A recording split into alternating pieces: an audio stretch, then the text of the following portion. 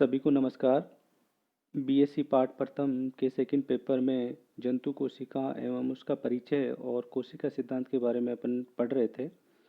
उसी क्रम में आज का अपना जो टॉपिक है वो है वायरस। वायरस के बारे में अपन पढ़ेंगे।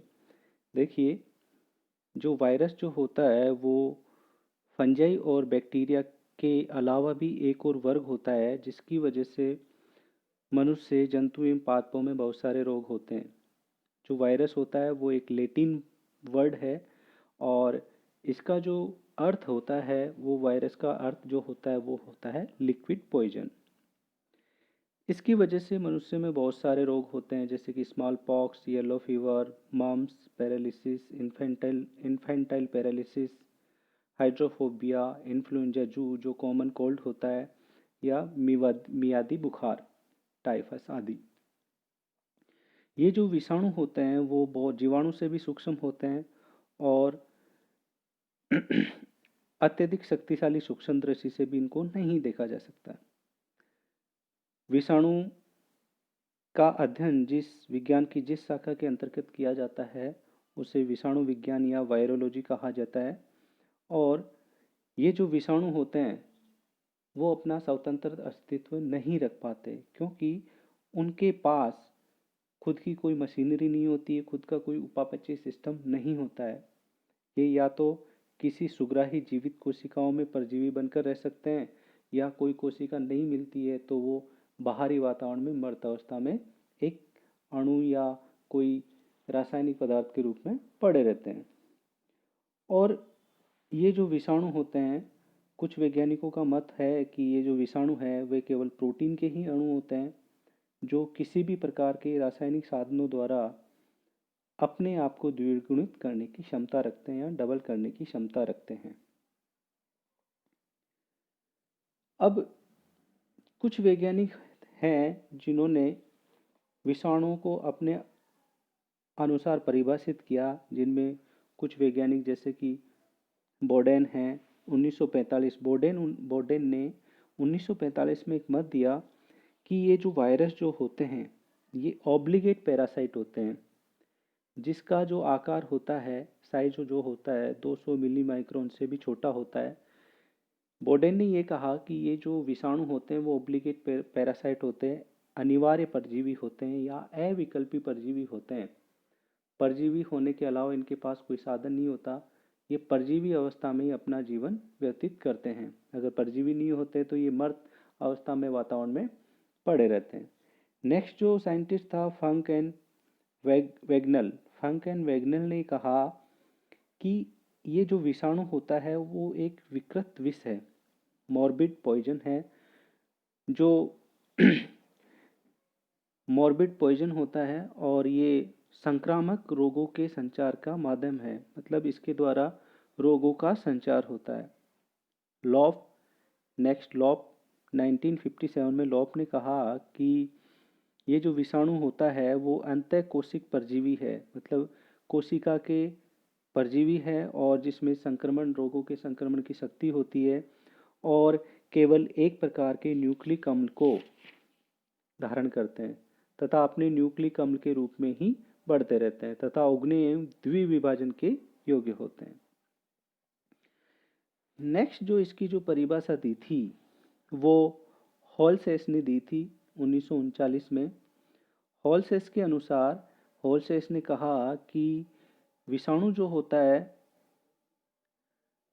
एक रोग कारक के रूप में होता है और रोग कारक वो होता है जो वह रोगजनक कारक जो कि प्रारूपिक रूप से सूक्ष्म आकार के होते हैं तथा उस फिल्टर से जिसमें कि वह जीवाणु भी नहीं गुजर पाते हैं, यह छनकर निकल जाता है और जो भी सजीव कोशिका में वृद्धि कर उत्परिवर्तन द्वारा नव प्रभेद उत्पन्न करता है और जिसकी नव उत्पत्ति नहीं होती विषाणु या वायरस कहलाता है। तो जो हॉलसेस ने इसकी एक परिभाषा दी कि ये जो विषाणु होता है वो बहुत ही सूक्ष्म आकार का होता है और ये जो विषाणु होता है उस फिल्टर से भी गुजर जाता है जिससे जीवाणु नहीं गुजर पाते हैं। मतलब ये जीवाणु या बैक्टीरिया से भी छोटे होते हैं और उस फिल्टर से भी छनकर निकल जाता है। जो भी सजीव कोशिका वृद्धि कर रही होती है उसमें परजीवी के रूप में रहता है और उसमें नव प्रभेद उत्पन्न करता है, और जिसकी विषाणु की कोई नई उत्पत्ति नहीं होती है उसे विषाणु कहा जाता है। अब ये तो उसकी परिभाषा हुई विषाणु की। अब विषाणु के जनरल फीचर्स क्या है, सामान्य लक्षण क्या होते हैं, उसके बारे में अपन देखेंगे। तो जो विषाणु होता है, पहले जैसा कि पहले भी किसी ने बताया था, या बोडेन ने बताया था 1945, बोडेन ने कहा था कि विषाणु जो होते हैं वो अनिवार्य परजीवी के रूप में होते हैं। उसी अनुसार विषाणु के जो सामान्य जो लक्षण हैं उनमें से सबसे मेन जो लक्षण है वो ये है कि विषाणु अनिवार्य या अविकल्पी परजीवी होते हैं। विषाणुओं के पास ऐसी कोई सुविधा नहीं होती कि वो परजीवी होने के अलावा भी अपना जीवन जी सकते हैं। तो विषाणु जो होते हैं वो अपना जो सारा जीवन होते हैं दूसरे जीवों में ही व्यतीत करते हैं। ये कृत्रिम कार्बनिक पदार्थों पर नहीं उगाया जाता इनको, केवल विषाणु केवल जीवित कोशिकाओं के अंदर ही संख्या में वृद्धि कर सकते हैं। जीवित कोशिकाओं के अंदर ही संख्या में वृद्धि कर सकते हैं। अब जो विषाणु होते हैं आकार में इतने छोटे होते हैं कि इन्हें इलेक्ट्रॉन सूक्ष्मदर्शी की सहायता से ही देखा जा सकता है। इनका जो आकार जो होता है 10 से 200 मिली माइक्रोन तक का ही होता है। विषाणु जो होते हैं संक्रामक प्रकृति के होते हैं और रोगों के संचार में सहायक होते हैं। इनसे विभिन्न प्रकार के रोग भी उत्पन्न होते हैं मनुष्य और अन्य जंतुओं में।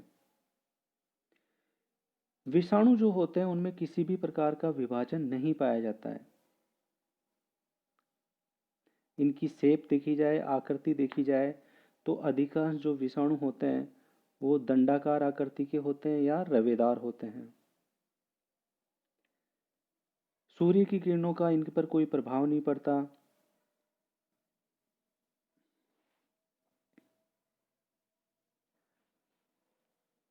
विषाणु को प्रयोगशाला में रवे या क्रिस्टल के रूप में प्राप्त किया जा सकता है, मतलब इसका विषाणुओं का क्रिस्टलाइजेशन किया जा सकता है, क्योंकि विषाणु जो होते हैं ओनली प्रोटीन और न्यूक्लिक अम्ल के ही बने होते हैं और किसी भी पदार्थ के ये नहीं बने होते। इस आधार पर इनको क्रिस्टल्स के रूप में प्राप्त किया जा सकता है। विषाणु जो होते हैं वो उच्च आणविक भार के होते हैं जिनमें आरएनए या डीएनए पाया जाता है। विषाणु जो होते हैं वो बर्कफील्ड या पोर्सिलिन छलनी द्वारा आसानी से छाना जा सकता है। तो ये जो विषाणु जो होते हैं उनको बर्कफील्ड या पोर्सिलिन की जो झिल्ली होती है, झिल्ली या छलनी होती है, उनके द्वारा आसानी से छाना जा सकता है। और ये जो विषाणु जो होते हैं इनको एसीटोन, एथिल अल्कोहल आदि के द्वारा अवक्षेपित भी किया जा सकता है। ये जो वायरस होते हैं स्वतंत्र दशा में इनएक्टिव होते हैं क्योंकि उनके पास स्वयं का कोई मेटाबॉलिक सिस्टम नहीं होता है।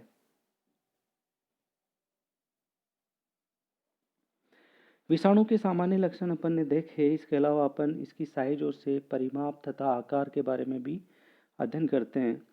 देखिए जो विषाणु परिमाप में बहुत ज़्यादा सूक्ष्म होते हैं, इनको इलेक्ट्रॉन सूक्ष्मदर्शी की सहायता से देखा जा सकता है और इन कणों का परिमाण तथा आकार का ज्ञान इलेक्ट्रॉन सूक्ष्मदर्शी की सहायता से द्वारा ही लगाया जा सकता है।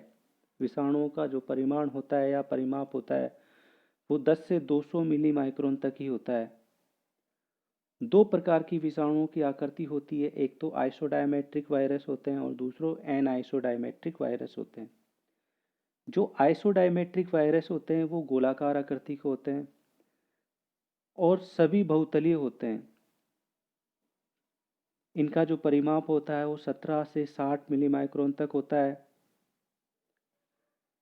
इनमें जो सबसे छोटा जो विषाणु होता है वो तंबाकू का है जिसका परिमाप 17 मिली माइक्रोन का होता है। जैसे कि इनमें आइसोडायमेट्रिक जो वायरस होते हैं इनमें लगभग रस्टरी रिगिंग स्पॉट 20 से 25 milli micron, tomato black ring और टोमेटो बुशिस्टनर वायरस 20 से 30 मिली माइक्रोन, वुंड ट्यूमर जो वायरस होता है वो 60 मिली माइक्रोन का होता है। इस प्रकार देखा जाए तो जो वुंड ट्यूमर वायरस होता है वो विषाणुओं में सबसे बड़ा वायरस है।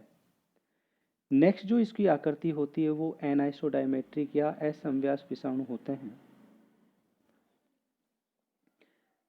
इस प्रकार के विषाणु जो होते हैं वो 3 प्रकार के होते हैं। इनकी जो आकृति होती है वो 3 प्रकार की होती है, जैसे ये छड़ के समान या रोड शेप या ओवल शेप भी हो सकते हैं।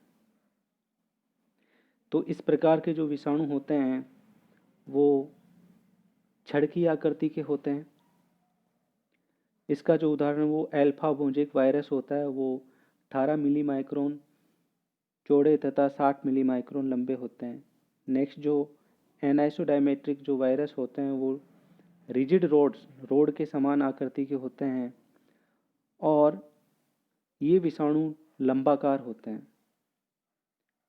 ये 3 प्रकार के होते हैं, जैसे कि tobacco mosaic virus, tobacco rattle virus, जोका धारी मोज़ेक वायरस। नेक्स्ट जो एनाइसोडायमेट्रिक वायरस होते हैं वो लचीले धागे की आकृति के होते हैं, फ्लेक्सिबल थ्रेड्स की आकृति के होते हैं और इन विषाणुओं की जो चौड़ाई होती है वो बहुत कम होती है तथा लंबाई बहुत अधिक होती है, जैसे धागे के समान होता है।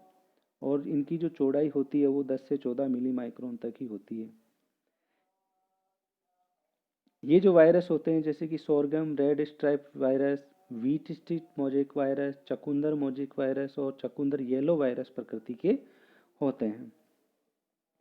अब ये जो वायरस होते हैं उनका जो नामकरण होता है, उनके जो विभिन्न भाग होते हैं, वैसे तो वायरस प्रोटीन और न्यूक्लिक अम्लों के ही बने होते हैं, फिर भी इनके विभिन्न भाग होते हैं वायरस की संरचना में। तो इनके जो भाग होते हैं जैसे कि जीवाणु या वायरॉन, ये जो वायरॉन होते हैं न्यूक्लिक अम्ल और प्रोटीन के ही बने होते हैं। न्यूक्लिक अम्ल और प्रोटीन के बने हुए भाग को वायरॉन बोला जाता है। इसका जो कैप्सिड होता है वो प्रोटीन का बना हुआ होता है और जो प्रोटीन की जो उप इकाइयाँ होती है इसकी संरचना में इसको कैप्सोमियर बोलते हैं। और जो वायरॉइड्स होते हैं वो ओनली नेक्ड न्यूक्लिक एसिड का ही बना होता है और जो प्रोटीन से संरक्षित न्यूक्लिक अम्ल होता है वो न्यूक्लियोकैप्सिड कहलाता है। अब ये तो इसके भागों का नामकरण हुआ।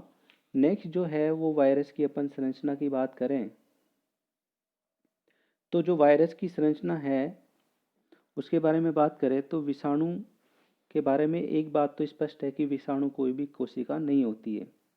इसमें कोई भी केंद्रक, इसमें कोई भी जीवद्रव्य या कोशिका कला का अभाव होता है या नहीं पाई जाती है।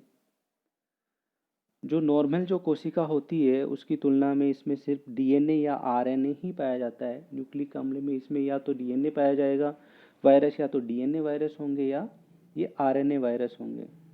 इनको इलेक्ट्रॉन सूक्ष्म दृष्टि की सहायता से देखते हैं तो इनमें मध्य में न्यूक्लिक अम्ल का एक केंद्र होता है जो कि एक प्रोटीन खोल या कैप्सिड से घिरा हुआ होता है और ये जो प्रोटीन जो खोल होता है उसकी भी छोटी छोटी इकाइयाँ पाई जाती है और इन इकाइयों को कैप्सोमियर कहते हैं।